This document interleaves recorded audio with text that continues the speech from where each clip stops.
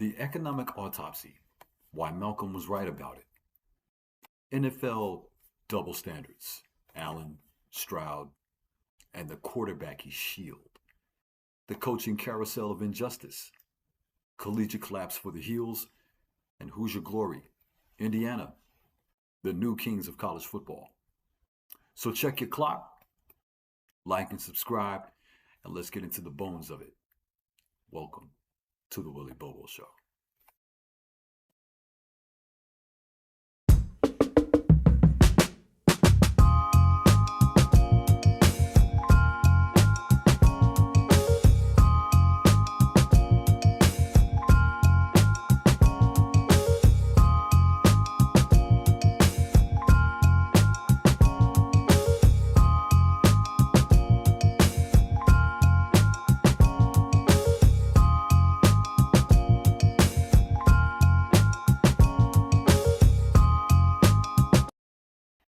So, we've been told that integration was the ultimate victory for we black people. But if you look at the ledger, the community really didn't gain a seat at the table. We lost the whole kitchen. And then on top of that, we had to pay an integration tax. So when Dr. King's message of integration was adopted by the mainstream, it came at a hidden cost. The cost was the dismantling of the black internal economy. The sanitized King, most people forgot that by 1967, King himself was sounding the alarm.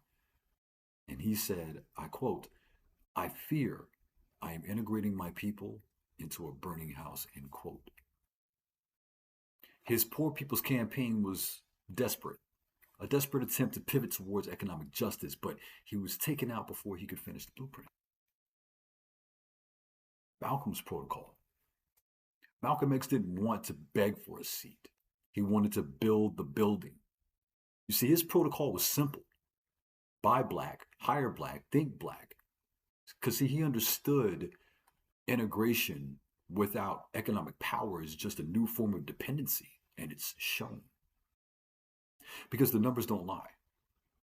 Between 1968 versus 2026, if the dream worked, the gap should be closing. Instead, it's widening. The wealth gap in 68, the median white family had about 7 times the wealth of the median black family. And by 2024, that number skyrocketed 10 times. Home ownership in 68. Black home ownership was around 41%. And despite the Fair Housing Act and all their bullshit decades of progress, it still sits at a stagnant roughly 44% today. Now think about what I just said. That's only a 3% increase from 68 to 2026. From 68 to 26, a 3% increase. You got to also look at the lost marketplace, because before 68, before segregation, black money circulated dozens of times within the community. So you're talking about doctors, you're talking about grocers, insurance companies, hospitals, the whole nine. Integration allowed that money to leak out to corporate giants, and we became consumers instead of producers.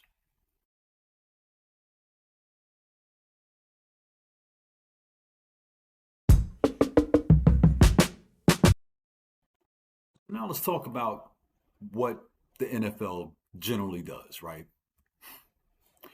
So Lamar Jackson, CJ Stroud,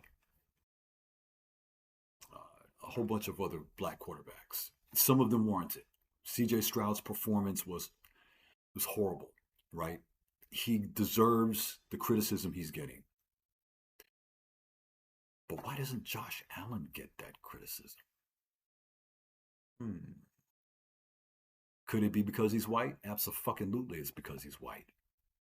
Because we can talk about the divisional round and the blatant racial bias in the sports media, but it doesn't really ever get poked about. Because people like Stephen A. Smith are going to make sure that they pad Josh Allen and make him feel a little bit better because he was at the podium crying. Big fucking deal. Big deal. Big deal. So what? You're supposed to cry after a loss sometimes. It hurts. You did everything you could to get there, but it hurts. But see, here's my problem. The Josh Allen pity party compared to the virtual Stroud is getting to be a big issue. Okay. Now let's rewind. Okay, let's rewind. The Houston Texans have one of the most ferocious defenses in the league, and that's a Super Bowl winning defense. They gave CJ Stroud every opportunity to win, but unfortunately, Stroud is regressing. That's just what it is. And Stroud played, you know, hero ball and basically gave the game away. Turnover spree, four of them. In the playoffs, that's a death sentence. We know that, and you can't blame the coaching. You definitely can't blame the defense. That falls on the quarterback. He ate it. Now, Josh Allen. Allen had a wide open lane to the Super Bowl. No Lamar Jackson, no Joe Burrow. So that was a clear path. And he still fell short against the Broncos. The racial disparity. Now, if Lamar Jackson had the weapons that Josh Allen had and failed in a year where his main rivals were sidelined, the commentator mafia, that's what I call them, they would have been all over his head. They'd say, oh, he's solved and can't win the big one. But with Josh Allen, on the other hand, they talk about heart, toughness, unlucky breaks. So here's the verdict, yo. The media gives Allen the benefit of the doubt every fucking time because he fits the traditional mold. They crucify the black quarterback for the same mistakes they call growing pains or gunslinging for the white quarterback. Brett Favre was another one.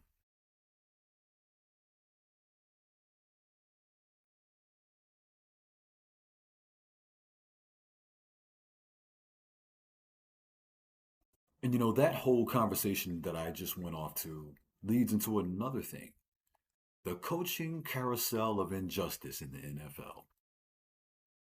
Kevin Stefanski, garbage ass, losing ass Kevin Stefanski got another head coaching gig after a losing season.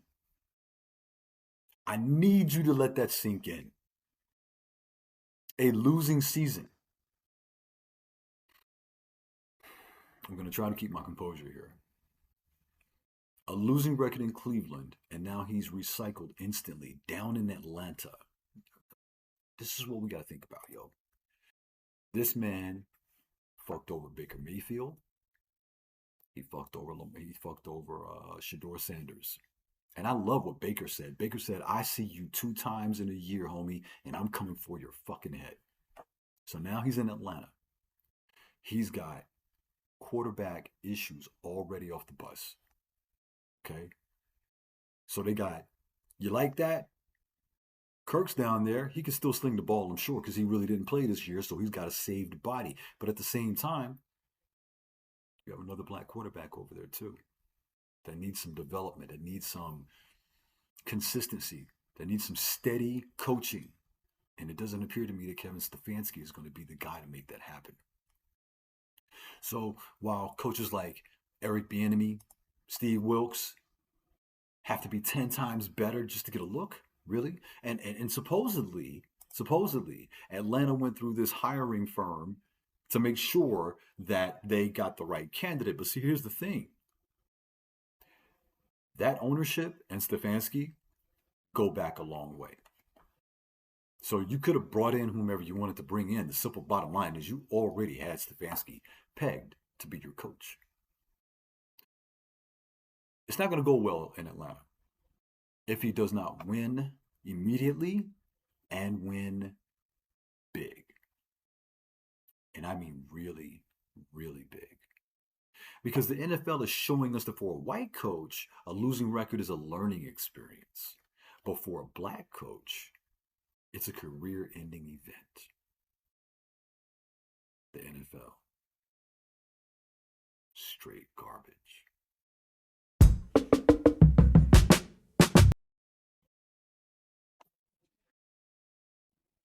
Hubert Davis and my beloved Tar Heels went out to California, lost back-to-back games to Cal and Stanford. Now, Stanford has one hell of a point guard. I think he dropped over 30 on us. But to Cal and Stanford, that's not a talent issue. That is solely a leadership issue. I liked Hubert Davis as a player. I never liked Hubert Davis as a coach. I don't think that he has the demeanor to bring about the ferocity, the ferociousness, the attack mentality of a Tar Heel. I just don't think he does.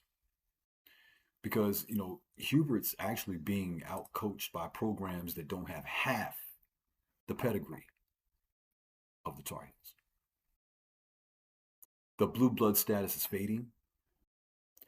And if Carolina doesn't move on from Hubert Davis, they will be irrelevant come March.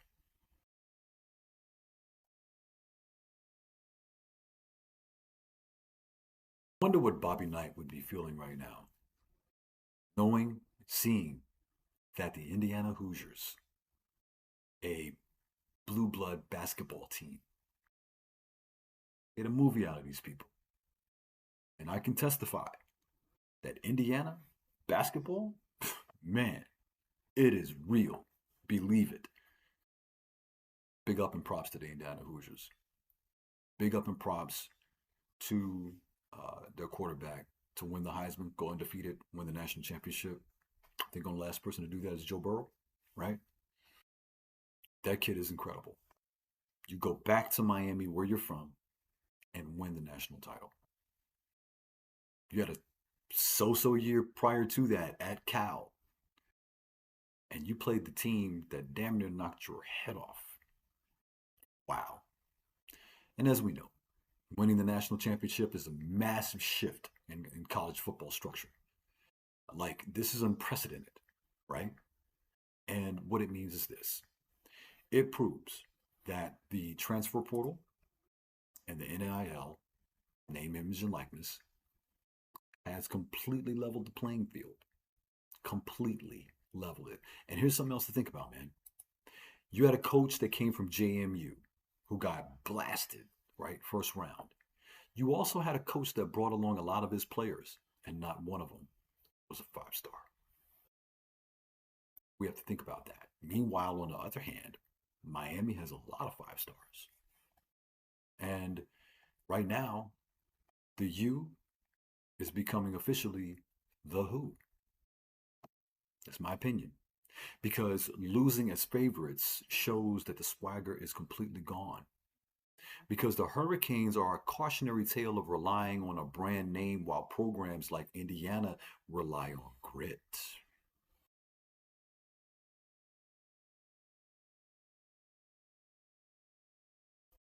So, thank you for tuning in. And that wraps up the Willie Bobo Show. Like I said, don't forget to like and subscribe. I gave you the facts, and I'm going to always give you the facts. I gave you the fire, I hope. I want to inspire you to think. I want to inspire you to stand up. So make sure that you check out Willie Ware at Willie Willie-Ware.printify.me. And as always, for the people. Peace.